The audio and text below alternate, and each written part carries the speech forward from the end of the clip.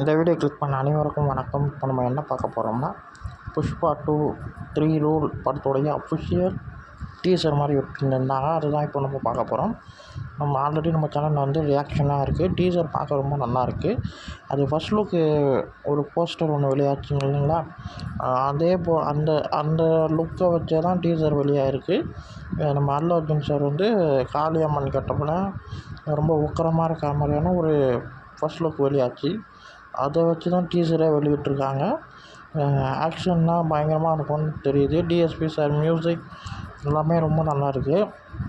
வேறு எதுனா டீசருக்குள்ளே இன்னும் டீசரோட 1 மினிட்குள்ளே டீசர் வெளியாச்சு.